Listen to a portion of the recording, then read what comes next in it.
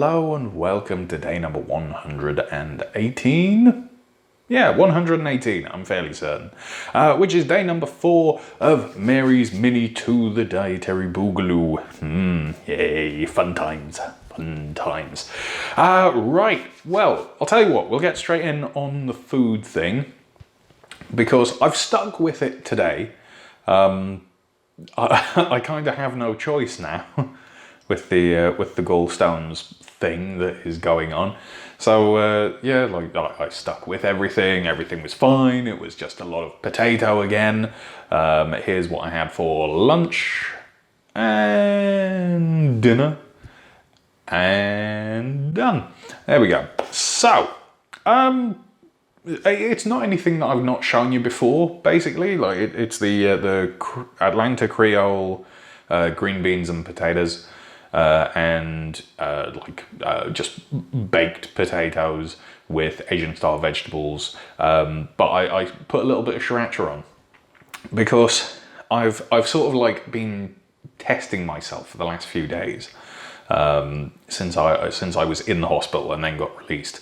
Now I know that I definitely can't eat anything that's got fat in, but I'm in the middle of a Mary's Mini, so I'm not eating anything that's got fat in or oil or anything apart from sauces. And even then, I've been sticking with the ones that don't have fat in for the most part. So yeah, I thought I'd try a little bit of sriracha, and yeah, it's all worked out fine actually. Like, it's all good. Let's see, like yeah, it's been fine. Health-wise, I suppose, with regards the gallstones and everything, today my abdomen's been a little bit, I don't know, it's really hard to describe. It's like, what do you call it? It's not painful exactly. It's like a swollen sort of sensation, like, you know, like a bruise or something. It feels like that. It feels bruised but not painful, I think that's how I want to describe it. Speaking of, actually, that has been an entire adventure. So I think what we're going to do is we're actually going to go through the story so far with the gallstones, just as a nice recap, and because, you know, it's sort of come to a head today, and I know exactly how I'm proceeding with going forward and everything. All the questions that I had have been answered, and hopefully questions that you have also been answered, or will be by the end of this. So, story time. Are you all sitting comfortably, children? Yes. British accent makes it just that bit better, you know? Right, so, Thursday of last week, Thursday just gone, I had ordered in pizza with my son, and the pizza had just arrived, and I took hold of the box and I brought it into the kitchen here and I put it on the worktop, and I got a horrendously bad pain all the way across my stomach, like just underneath my sternum, just underneath the rib cage, and it was horrific. Now, I'd had pains there before, and in previous vlogs I'd actually mentioned it, and what I had come to the conclusion of was that whenever I ate something that was not McDougall friendly or not on the Mary's Mini, if it was, you know, something a little bit greasy or something like that, it would hurt. And I put it down to, you know, just like a bit of an upset tummy, because I gave up oil and fat and all sorts of stuff like 4 months ago now, and I just kind of went like, oh well, you know, like, should be fine, I guess. And, you know, what I would usually find is, like, over the course of the day, the pain would fade, or I would eat some food and everything was good. You know, I just put it down to, as most people would, you know, just a little bit of an upset tummy because I ate terrible things. Carry on with the diet, all good, whatever. About a month or 2 weeks later or whatever, eat something else that was bad. Oh, I have a bit of a pain, and, you know. Now then, Thursday, as I say, I had this horrific pain that was way worse than anything that I'd experienced like that before. I had this horrific episode of like just instantly getting insanely warm. Like I think my temperature spiked by like 3 or 4 degrees or something is what it felt like at the time. Like my internal temperature anyway. I know it's not in any way what actually happened, but like I went from looking like this to having sweat literally beading and dripping off of me in seconds. I ended up like ripping off my t-shirt and taking off my shorts that I was wearing. I was just laid on the bathroom floor pretty much in my boxer shorts, screaming in pain and yelling and a lot of swearing and stuff. And it sort of like ramped down a bit and then ramped back up again and ramped down and up and down. And it was awful. And I put up with that for about 10 minutes. And it just kept getting worse and worse and then receding a little bit, but then getting worse again. And at that point I said, right, I can't do this. So I called Sigurta, I called my wife and told her to come home. I needed her immediately because I was, not having a great time. And I lasted about another 5-10 minutes and then I called the ambulance. And they got here very, very quickly. They actually beat Sigurta home, which was quite impressive because she had the head start. And then I got taken into hospital and I was, processed. They slapped an IV in my arm and I was sat for a couple of hours at least with a single dose of pain medication in my IV, which drained within about 20 minutes. And I thought didn't do anything apart from make my mouth go dry, like gave me a serious case of cotton mouth. And, I got taken in and ultrasounded. They found that my gallbladder was full of stones. And they said as much, and they said, look, you're probably passing a stone. That's why it hurts. That's why it keeps ramping and like feels like a cramping sort of pain because the duct is working on getting out a stone. It's the peristaltic motion, the same thing that makes your food go down your throat and move through your stomach and your intestines and everything. It's that, but it's in this one tiny little bile duct that's going, there's a stone in here, move. So after about 5 hours after being admitted, the pain stopped. Like it had been ramping down for maybe about an hour and a half at that point, but then eventually it just stopped and went away. And I thought, okay, brilliant. Well, they've already told me that it's gallstones and they're probably going to need to take out my gallbladder and stuff. Fair enough. And then eventually, another couple of hours later, the surgeon turned up, took one look at me and said, oh, you seem not in pain. No, I'm not. It faded. It stopped. Oh, okay. So she gave a bit of a prod of the abdomen and said, no, you can tell that you're not in any pain anymore. There's nothing going on there. Okay, you're free to go. Pardon? I thought I was going to be admitted and sort of like have bits cut out and taken off. Oh, no, if the pain stopped, then you're not that serious, so off you go. Oh, okay. So I waited around for another little bit, and eventually the doctor who'd given me my ultrasound and had actually dealt with me at admittance came over, said, here you go, here's 3 days worth of antibiotics, here's some painkillers, and you need to go and get this form from your doctor and book your appointment to have your gallbladder removed. We recommend surgery. You don't have to do it straight away, but we recommend within the next couple of weeks. And this confused me because I'd been admitted to a hospital and I'd been told that surgery was my option, but then I was told that it wasn't that serious. And I didn't know exactly how urgent anything was in the UK. I've never been to hospital before. Like I've never had a surgery or been taken in or anything. Like I didn't know what was going on. And apparently over here in Germany, the way that things work is you have to go and sort of get permission slips from people referring you to get certain things done. it's not just done in-house through one single computer system like it is in the NHS. You have to go and ask people to do stuff. So I said, okay, well, fine, I guess, like, it's been explained a little bit, so I'll work on that. So I came home, Saturday, Sunday, and a little bit of Friday. I did a lot of research into gallbladders and gallbladder stones and possible treatments, and I stayed as far away from the homeopathic and naturopathic remedies as I could because they're a bunch of hogwash for the most part. And I got all my information together and had an appointment booked for this morning.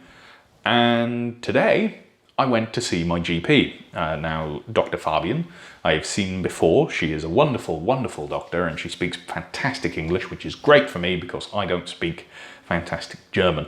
Now, Dr. Fabian had my notes from when I visited her for just like my normal registration 4 months prior. So back in like March, April, where, you know, I sort of said like, you know, like, oh, I've got like a bit of a problem with my back because I pulled it when I lifted my son up, and I want to lose some weight, and, you know, the usual things that you talk about when you're talking with a doctor for the first time. And she says, oh, I see you were going to lose some weight. How did you get on with that? Well, great, actually. I'm 20 kilos down. What? What? Yes. 20 kilos within 4 months. It's not bad, I think. And she was very impressed, apparently. So, yeah, but so I went to her and I asked her, you know, what are my options for treatment and this, that, and the other. And she essentially just did the same thing that I'd done, which is Google and find information. She unfortunately read out a bunch of the naturopathic remedies and stuff like that. So I kind of had to sit there and listen to it. Because Germany, for some reason, puts a lot of stock into homeopathic remedies and stuff. I don't know why, but they do.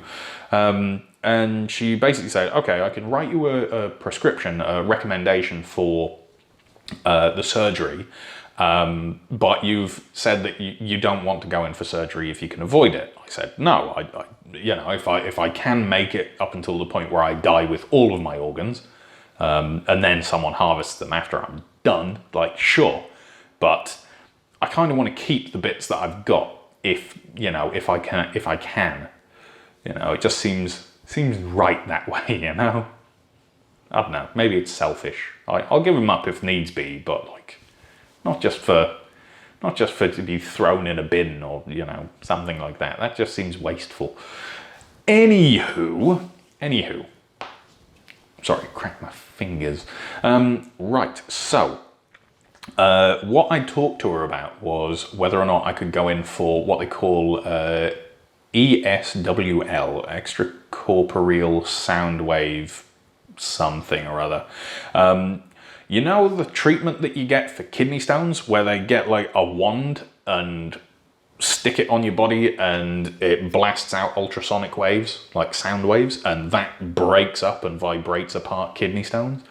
So apparently that can be used for gallbladder stones, gallstones. So I'd asked about that and said, you know, if I can do that, I'd prefer to do that. That would be the way that I'd like to go because it's non-invasive. It supposedly works on about 70% of cases. I'm happy to give that a bash. And then, you know, depending on what the doctors say, what the actual surgeons say, whether or not it's possible for that or whether I have to just man up and get a chunk taken out of me, like whatever. All right, okay, so writes the script. There you go. Here's some anti-cramping medication that should help with the the gallbladder and the bile ducts and stuff because, you know, it's quite traumatic passing one.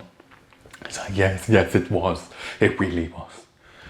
So went and got those. Came home. Had lunch. Took my doctor's advice.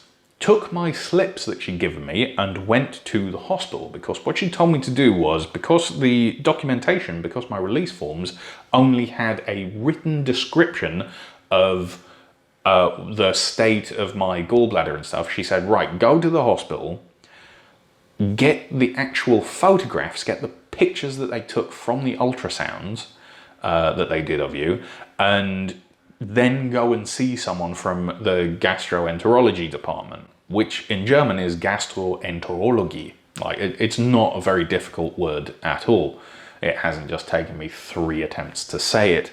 Now, I went to the main information desk in the hospital, and I said I was admitted and I need pictures from my ultrasound.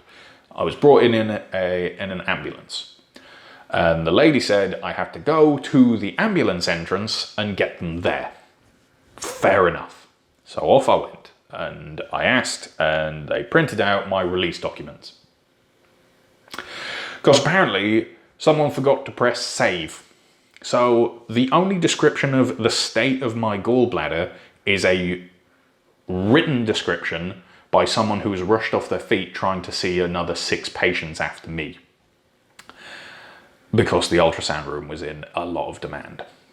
So, okay, fair enough, that's fine. I've got a nice clean slip now, a nice clean form, because I used the other one to write numbers on and stuff when I was trying to organise all of this. Okay, fair enough. Went back to the information desk. Hi, okay, I've got my thing. Is there someone available from gastroenterology or like somewhere like that I can speak to about possible treatment? And the receptionist said, well, no, you have to speak to your doctor first. I said, well, I did, and she told me to come here and get these pictures that they don't have and then speak to someone, and here's my pink slip. She says, right, okay.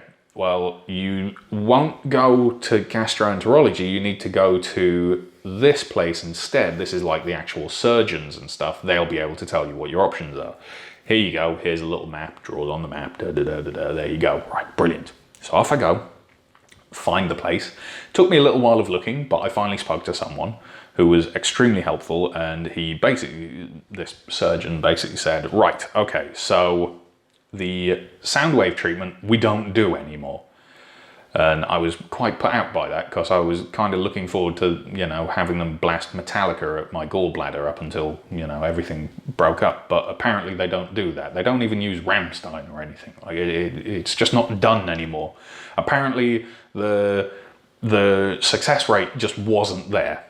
So they just stopped doing it. It's there for kidney stones, but gallbladder, yeah. And then they can reoccur over time, because most people just go back to eating greasy stuff anyway. They don't make the necessary diet changes like I've already done. But anyway. So I was basically told in no uncertain terms, terribly sorry, Martin, but you're going to have to get yourself knocked out and let us slice into you and carve you up like a piece of beef on a butcher's counter. So, I accept that as about as gladly as you can. And asked what I needed to do to get all of that organised. And the surgeon said, right, here you go, here's my card, here's my personal card, you call that, speak to my secretary. And I looked at it, and I said, this number is very familiar. It's extremely familiar. Pulled out my documentation that I'd got, my release notes. It's the same number. Now, I had tried calling that number on Thursday and Friday, and no one answered for half an hour. And I tried calling them again later on in the day, and no one answered for half an hour. So now I have to ring tomorrow in the morning to this same number, hopefully to get through, and then I can book my surgery. Cool. Now, the other thing that he said was they needed a recommendation for surgery, which means that I have to go back to my doctor and get the recommendation for surgery as opposed to the recommendation for the ESWL. And they also need a signature from my insurance company, which is just like the normal public one, the publicly funded Techniker Krankenkasse. They need to sign off my admission slip, because without my admission slip, they would take me in, cut me open, take the thing out, and then I wouldn't be able to get anything on the ward. I wouldn't even be able to stay on the ward, because the Techniker Krankenkasse pays for like your hospital stay and the meals that you eat and, you know, that sort of stuff. So, okay, fine, I'll go home, I'll get that all sorted out. So I came back, I got in the house and I rang my doctor, rang my GP and said, okay, I need my recommendation for the surgery instead. And the guy who had answered the phone said, oh, if you've spoken to the surgeon, you don't need our recommendation slip. You'll get one from him. Right, okay, well, my doctor told me otherwise, but never mind. Cool. So I put the phone down and then called TK. And they were extremely helpful and basically said, like, once you get the admission slip, bring it to us in Berlin Center, someone will sign it, and then you take it back to the hospital and they will pay you for your hospital stay and stuff because we've already said that we'll cover it. So, there we go. That's where we are. I'm needing to call my surgeon tomorrow, or a surgeon, I guess, and organise for some nebulous point in the future, be that days, weeks, months, who knows. I have to voluntarily organise someone to cut me open and take bits out. And then once I've got that, and I've got the little slip of paper that says that they're going to do that, I have to take it to this office in the middle of Berlin and get that signed, and then take it back to the people who are going to cut me open and say, there you go, you're allowed to cut me open, and I can stay here after you've done it. So yeah, that's going to be fun. Oh man, it's never a dull moment, is it? Never is. Oh, and to add to the weirdness of life and existence, I got a text message at 3:45 this morning, my time, which was from my mother. Now, my mum is living in England still, you know, and the message said, I've been in the hospital since 10:45 p.m. Oh, no, what's going on? What's happened? So I read on. It's not her, it's my sister, my younger sister, Amber. Now, Amber is in the hospital. She was admitted last night at 10:45 p.m. with extreme stomach pains. Extreme stomach pains that they've given her an ultrasound for, and it is gallstones. Yeah, seriously. Seriously, within like 3 or 4 days of me finding out, she finds out. Now, they give her an ultrasound, and as far as I can tell, there aren't any more stones there. Turns out it was just like one stone that has been passed. With me, my documentation actually just says words to the effect of gallbladder is full of stones. But it doesn't say anything about the size or anything like that. So I think she's kind of come out of it better than I have, even though by all accounts, you know, she was actually held in overnight and given like lots more drugs than I was. Oh, that's a thing as well. My GP saw the drugs that they'd given me because it's printed on my release form, you know, like what has actually been given to me. And started laughing and said, is this all that they gave you? Is this the only drugs that they gave you? I said, yes. She goes, this is nowhere near enough for anything. I'm not surprised you just felt that you had a dry mouth. Awesome, great, thanks. It's real nice to know that I suffered kind of unnecessarily. I could have been given anything, but never mind, everyone was busy. Yeah, oh well, never mind. Never mind. Right. What else we got going on? I don't think there's anything else going on. I'm looking forward to tomorrow, like day number 5. It's going to be fine. It's like hump day. It's halfway through the mini. It should be okay, I think. I'm probably going to have to cook some potatoes within the next couple of days. I've still got meals for the next like 2 or 3, but... well, I'm like 2 or 3 meals, not like the next 2 or 3 days. That would be ridiculous. But yeah, like I'm doing all right. I think what I might do is I might try possibly like a rice mini next, or like something with corn or something. I don't know. I'm definitely, once this is finished, once this mini is finished, I'm going to give it a bit of a break. I might just go back to my normal like McDougall style ways, because for all that, yes, I'm losing weight and stuff on the Mary's Mini, I prefer to just be able to eat stuff. And with me not really knowing up until tomorrow what is going on with regards to like the scheduling and everything, it might be that it's within the next couple of days, like before the end of the mini. So I can't guarantee that the hospital is going to be able to like cover my dietary requirements. So I might have to like break it slightly. Or it might be that it's like a month from now, so I can finish this mini but not start another one, or, you know, there's all sorts of things that it could be. So I don't know. I mean, also, like, I'm really wanting something that isn't a potato. Like a rice dish would be absolutely amazing. I would love to have a chili or something, like, you know, like just something like good.